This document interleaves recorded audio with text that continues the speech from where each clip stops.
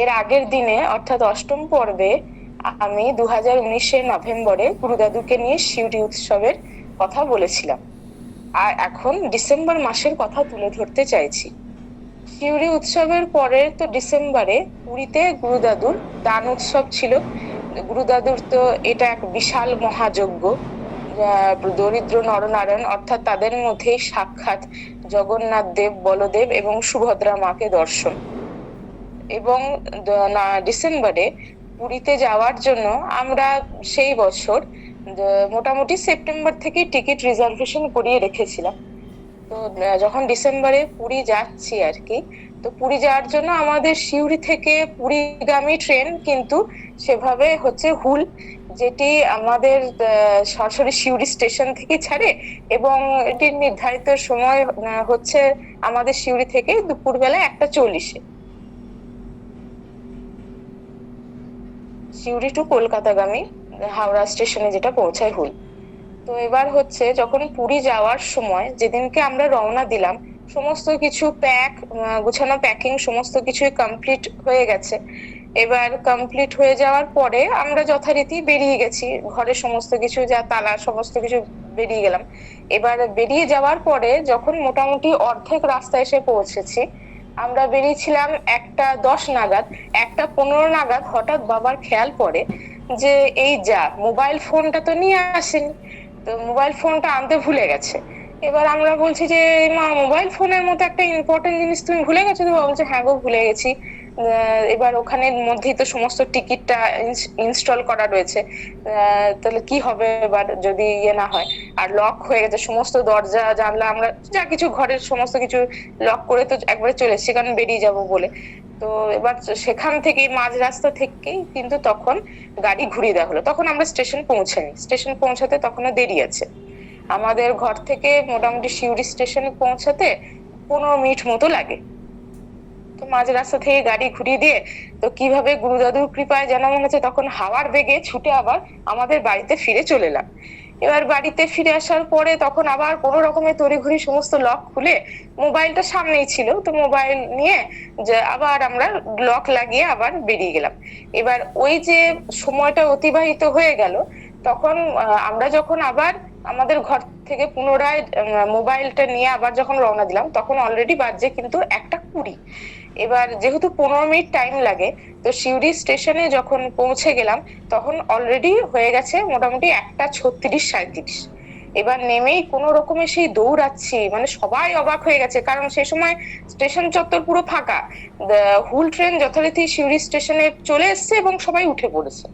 যেমন আমাদের সাথে সিউড়ি থেকে শুভ জেঠু এবং রমা জেঠিমা, তারাও মানে একসাথে আমরা 5 জনাকারই একসাথে রিজার্ভেশন ছিল। তো শুভ জেঠু রমা জেঠিমা তো অনেকক্ষণ আগেই উপস্থিত হয়ে তারা তো ট্রেনের মধ্যে অলরেডি উঠে গেছেন।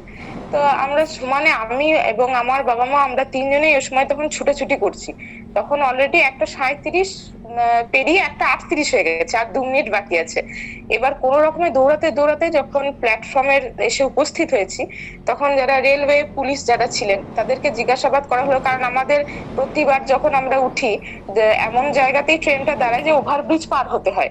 তো সেইবারে যাই হোক, তখন যেহেতু টাইম এতটা হয়েও গেছে এবং সময় প্রায় আসন্ন ট্রেনটি ছাড়ার, কাজেই রেল পুলিশরা প্রতিবারই সে সময় দাঁড়িয়ে থাকেন অন্যান্য বারের মতোই।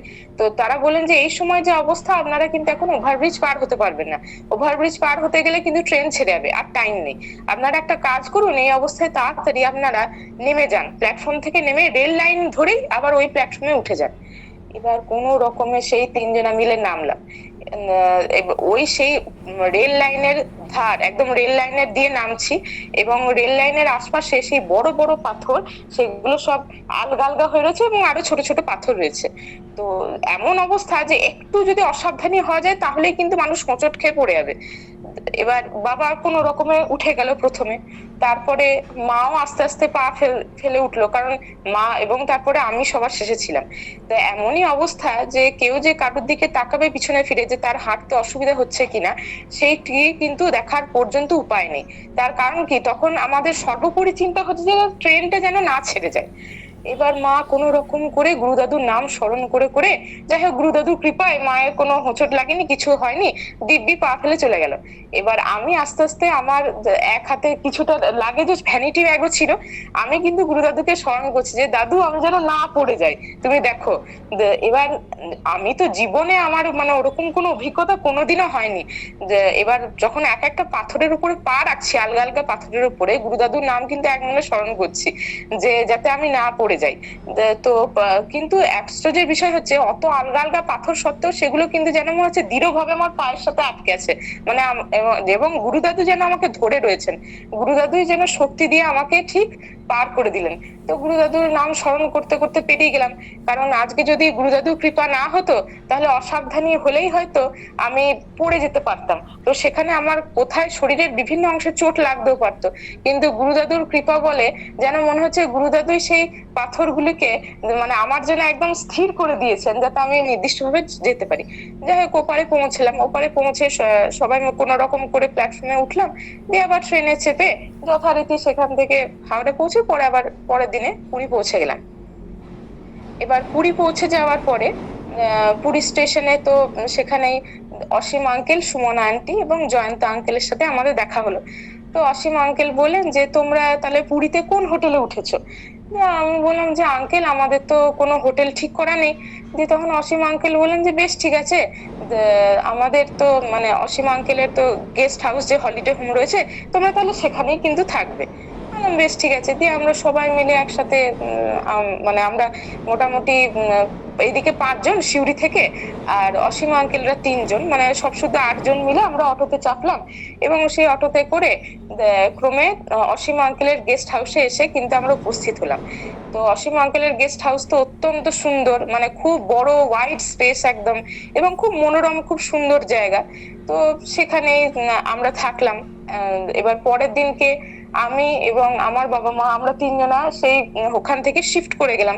শুভ জেঠু আর রমা জেঠিমা ওখানেই থাকলেন, আর আমরা 3 জন শিফট করে গিয়ে ধ্যান জেঠুর আশ্রম থেকে একটু মানে তুলনামূলকভাবে কাছে যে হোটেল হচ্ছে সেই হোটেলে থাকলাম। সেদিনকে ছিল লোকনাথ মন্দিরে যে কুষ্ঠ কলোনি, সেই কুষ্ঠ কলোনিতে নরনারায়ণদের সেবা ছিল এবং তার সাথে সাথে ভক্তবৃন্দগণের সেবাও ছিল। আমরা সেখানে ক্রমে উপস্থিত হলাম। সেখানে উপস্থিত হয়ে যথারীতি আমরা আগে করেই সেবা গ্রহণ করলাম, প্রথম ব্যাচে বসেছিলাম। তো আমাদের সেবা হয়ে যাওয়ার পরে আরো ভক্ত ভাই বোন তারাও সেবা গ্রহণ করছিলেন।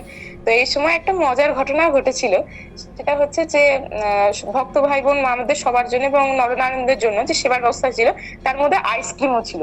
এবার আইসক্রিম কি হয়, আইসক্রিম কিন্তু সবারই আমাদের সবারই অত্যন্ত প্রিয়। তো সেই সময় আউটার থেকে জাস্ট ইনারে মানে কলোনির মধ্যে আইসক্রিম যে কাকু, সেই আইসক্রিম কাকু কিন্তু তখন আসছে। এবার আমরা সবাই চাইছি যে আমাকে একটু দাও, আমাকে একটু দাও, ওটা আমাদের সবারই একবার করে খাওয়া হয়ে গেল। কিন্তু আইসক্রিম খেয়ে যেন মনে হচ্ছে স্বাদ মিটছে না, কারণ গুরুদাদুর এখানে মানে গুরুদাদুর কাছে ব্যাপার তো সবকিছুই মানে অত্যন্ত এত মনোরম লাগে, তো মনে হচ্ছে আরো নেই। তো আরো এরকম করে সবাই নিচ্ছে যাদের যাদের আগে সেবা হয়ে গেছে। তো সেই সময় কি হলো, গুরুদাদু আমাদের সবাইকে মজা করে নিজেই ট্রলিটি হাতে নিলেন, দিয়ে আইসক্রিমের ট্রলিটি হাতে নিয়ে একদম কলোনির ভেতরে ঢুকে গেলেন, যে যেখানে আরো ভক্ত ভাই বোন তাদের সেবার বাকি রয়েছে এবং নরনারায়ণদের সেবার বাকি রয়েছে, সেখানে আরো ভেতরে ঢুকে গেলেন। মানে এখান থেকে গুরুদাদু এটাই বোঝাতে চাইলেন যে আমরা তো সবাই তার সন্তান। এবার আমরা যদি সবাই সবটা হয়তো আমরা এটা নিচ্ছি যে আমাদের হয়তো মনে হচ্ছে আইসক্রিম ভালো লাগছে, তাহলে বাকিরা তো সেটা পাবে না। কাজেই গুরুদাদুর কাছে যেহেতু সবাই সমান, গুরুদাদু ওই জিনিসটাই যেন আরেকবার করে এই কৌতুক লীলার মাধ্যম দিয়েই বুঝিয়ে দিলেন। যাই হোক, তখন তো নরনারায়ণ এবং আমাদের বাকি আরো ভক্ত ভাই বোন তাদের সবারই সেবা হয়ে গেল। তারপরে দান কার্য হলো। দান কার্য হয়ে যাওয়ার পরে আমরা সেই কলোনি থেকে ফিরে গেলাম এবং কলোনি থেকে ফিরে যাওয়ার পরে সন্ধ্যাবেলায় যথারীতি যা হয় সি বিচ থেকে, সেখান থেকে তারপর আনন্দ অনুষ্ঠান করে আমরা ফিরে এলাম। পরের দিনে অর্থাৎ তার পরের দিন ছিল কিন্তু একাদশী। একাদশী ছিল এবং সেই দিনই গুরুদাদুর মানে কৃপাতে আনন্দবাজারে সকল ভক্ত ভাই বৃন্দের সহিত ব্যবস্থা হয়েছিল যে একসাথে সবাই মিলে সেবা করার।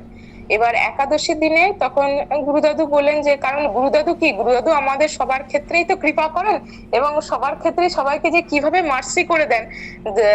গুরুদাদু বললেন যে ঠিক আছে, আজকে একাদশী, তবুও সবাই আজকে অন্ন সেবা করবো। এবার সবাই তো মহা খুশি হয়ে গেল, যেন মনে হচ্ছে সেই দিনটার জন্যই সবাই বসে আছে, যে কখন সবাই মিলে যা খুশি, হয়তো মানে যা নিজের নিজের যা ইচ্ছা ভালো ভালো যা কিছু খেতে পারবে। তো আমরা আনন্দবাজারে সবাই মিলে সেবা করলাম, অন্ন সেবা হলো, তারপরে সমস্ত কিছু। এবং সেই দিনে কি হলো, সেই দিনে কিন্তু দান যজ্ঞও ছিল, মহাদান যজ্ঞ। তো যথারীতি ধ্যান জেঠুর আশ্রমের সামনে নরনারায়ণ তারা উপস্থিত হয়েছিলেন অনেক ভোরবেলা থেকে। তো দান যজ্ঞ হলো, তো তার মধ্যে দিয়ে খুব সুন্দরভাবে সম্পন্ন হলো। এবং দান কার্য সম্পন্ন হওয়ার শেষে আমরা কিন্তু আবার সবাই আনন্দবাজারে এসে উপস্থিত হলাম এবং সেবা গ্রহণ করলাম। এবং ইতিমধ্যেই বলি যে একাদশীর দিনে আমরা যথারীতি দ্বিতীয় দিন যে হোটেলটি ছিলাম সেখান থেকে আবার শিফট করে ধ্যান জেঠুর আশ্রমের কাছাকাছি লিঙ্গরাজ হোটেলে আবার আমরা উঠেছিলাম। তো যাই হোক, আনন্দবাজারের সেবা করার পরে আবার যথারীতি যেরকম হয় সন্ধ্যেবেলায় সান্ধ্য ভর্জন কীর্তন ইত্যাদি সেরে আবার যে যার হোটেলে বিশ্রাম নিলাম। পরের দিনে, অর্থাৎ যেদিনকে গুরুদাদু আমাদের পুরী থেকে পুনরায় কলকাতার উদ্দেশ্যে রওনা দেবেন, সেই দিনকে আমরা আবার খুব সকাল সকাল সমস্ত লাগেজ নিয়ে আমি এবং আমার বাবা মা আমরা আবার লিঙ্গরাজ হোটেল থেকে একদম ধ্যান জেঠুর আশ্রমে এসে উপস্থিত হলাম। তো গুরুদাদুকে প্রণাম করলাম। তখন নারায়ণ বন্দনা চলছে, কারণ নারায়ণ বন্দনার শেষেই গুরুদাদু রওনা দেবেন। তো গুরুদাদু তখন বললেন যে এরকম গতকাল একাদশী ছিল, তো সবাই তো অন্ন সেবা করেছে এবং সি বিচেও অনেকে নিজেদের পছন্দ মতো নানা রকম খাবার টুকটাক যা যা ইচ্ছা তা কিছু খেয়েছে। তো আমাকে তো যেহেতু উপর থেকে বলেছে, তো এবার থেকে কিন্তু একাদশীর দিনে আনন্দবাজারে আর অন্ন সেবার ব্যবস্থা করা হবে না, হয় একাদশীর আগের দিন হবে কিংবা দ্বাদশী দিনে ব্যবস্থা হবে। তো গুরুদাদু ছিলেন তো পাশে, তার পাশে উষা পিসিও ছিলেন। তো উষা পিসি কিন্তু ব্যাপারটা খুব ভালো করে তখন ব্যাখ্যা দিয়ে বললো যে আসলে কি আমরা কি করেছি, আমরা ভেবেছি যে আমরা ছাড় পেয়ে গেছি, যে বাবা আমাদের ছাড় দিয়েছেন, আমরা এবার যা খুশি নিজেদের যা ইচ্ছা ভালো ভালো যা নিজেরা আমরা আহার গ্রহণ করব, সেবা গ্রহণ করব। কিন্তু সেটা তো নিয়ম নয়, কাজে একাদশী অনুযায়ী মানে বাবা যেটা বলেছেন যে একাদশীটা কিন্তু একাদশীর নিয়ম মতোই করতে হবে। তো আমরা এটা কথাটা শুনলাম যে সত্যি কথাই যে আমাদের তো অন্যায় হয়েছে, কারণ আমরা আগের দিনে একাদশীতে মোটামুটি হয়তো কিছু জনা অন্ন সেবা করেননি, বাদ বাকি আমরা ম্যাক্সিমাম বেশিরভাগ জনাই অন্ন সেবা করেছিলাম। তো এটা ভেবেও খানিক একটু মানে নিজেদের মানে লজ্জাই লাগলো। যাই হোক, গুরুদাদু তো রওনা দিলেন গাড়ি করে পুরী থেকে কলকাতার উদ্দেশ্যে। আমি জয়ধ্বনি সহকারে সমস্ত কিছু সমাপ্ত হয়ে যাওয়ার পরে আমরা সেই দিনটা এক বেলাটা ধ্যান জেঠুর আশ্রমে ছিলাম, কারণ আমাদের কিন্তু সন্ধ্যের দিকে রিজার্ভেশন টিকিট ছিল। তো যথারীতি গুরুদাদুর কৃপায় সেফলি আবার আমরা পুরীর ট্রেন ধরে পুরী থেকে হাওড়া এলাম, সেখান থেকে ক্রমে সিউড়ি চলে এলাম। এই প্রসঙ্গে আরেকটা কথা জানিয়ে রাখি যে যখন পুরী যাওয়ার আগেই আমার মনে একটা ইচ্ছা হয়েছিল যে গুরুদাদুর যেখান থেকে অনুষ্ঠান হয়, গুরুদাদুর যেখানেই আর কি উপবিষ্ট হন, আসীন থাকেন, তো সেই জায়গাটাই তো আনন্দযোগ্য এবং গুরুদাদুর ধামেই পরিবর্তিত হয়ে যায়। এবার প্রতি বছর যেহেতু তখন ধ্যান জেঠুর আশ্রমে গুরুদাদু থাকতেন এবং গুরুদাদুর সাথে আরো ভক্তবৃন্দ সবাই থাকতেন, মামনি পিসি প্রত্যেকেই থাকতেন, যারা যারা থাকতেন। তো আমরা ভাবতাম যে খুবই তো মজা হয়, প্রচন্ড একটা আনন্দ, মানে অনাবিল আনন্দে সবাই মেতে ওঠেন। এবার আমার ইচ্ছা ছিল যে আমি ধ্যান জেঠুর আশ্রমে থাকবো, যে তাহলে আরো মানে গুরুদাদুর যে এই আনন্দযোগ্য আরো ভালোভাবে প্রত্যক্ষ করলে আমার মনে আরো আনন্দ হবে। আমি মাকে সেটা বলেছিলাম, তো মা শুনে বলেছিলেন যে দেখ, যদি গুরুদাদুর কৃপা হয় তাহলে নিশ্চয়ই থাকতে পারবি, কারণ আমাদের তো কোনো হোটেল বুকিংও ছিল না আগে থাকতে। তো এইবারে সেটাই দেখা গেল যে গুরুদাদু কিন্তু আমার সাথে এই ছোট্ট লীলাটিও করলেন কৌতুকের ছলে, এবং সেটা আমার ইচ্ছা পূরণ করলেন। কারণ প্রথমে অসীম আঙ্কেলের গেস্ট হাউস থেকে ক্রমে ক্রমে আরেকটি হোটেলে এলাম, সেখান থেকে আবার ধ্যান জেঠুর কাছের হোটেলেই লিঙ্গরাজ হোটেলে এলাম, এবং ক্রমে শেষে কিন্তু ধ্যান জেঠুর আশ্রমে এসে উপস্থিত হলাম। এবং সেটা গুরু দাদুই আমার ইচ্ছাটা কিন্তু পূর্ণ করলেন। এবং এর ফলে কি হয়েছিল, প্রতিদিন যে শিফটিং হচ্ছে একটা হোটেল থেকে আরেকটা হোটেলে, আমাদের কি 4 দিন ধরেই একটা টেনশন ছিল যে পরের দিনই সকাল সকাল উঠে কিন্তু আমাদের চেক আউট করতে হবে। কারণ প্রতিদিনই আমাদের প্রায় ভোর 3টে 3:30-র মধ্যে উঠতে হচ্ছিল এবং ভোরবেলা 5:30টার মধ্যে চেক আউট করতে হচ্ছিল। তো এতে একটু পরিশ্রান্তি ভাব হচ্ছিল ঠিকই, কারণ একটা দিনও আমরা আমাদের পূর্বের হোটেলে কিন্তু থাকতে পারছিলাম না, কারণ সবই শিফট হয়ে হয়ে আসছিল। কিন্তু এতে কিন্তু আমাদের একটা মজাও হলো এই পরিশ্রান্তির মধ্যে, এবং গুরুদাদুর লীলা আরো সুন্দরভাবে প্রত্যক্ষভাবে অনুভব করতে পেরেই সেই রেশ নিয়েই পুরী থেকে ক্রমে সিউড়িতে ফিরে এলাম। আজ 10ম পর্বে আমি 2020 সালের জানুয়ারি মাসে আমাদের জয়দেব ভ্রমণের মানে গুরুদাদুর উৎসব জয়দেবের সেই কিছু ঘটনা তুলে ধরতে চাই।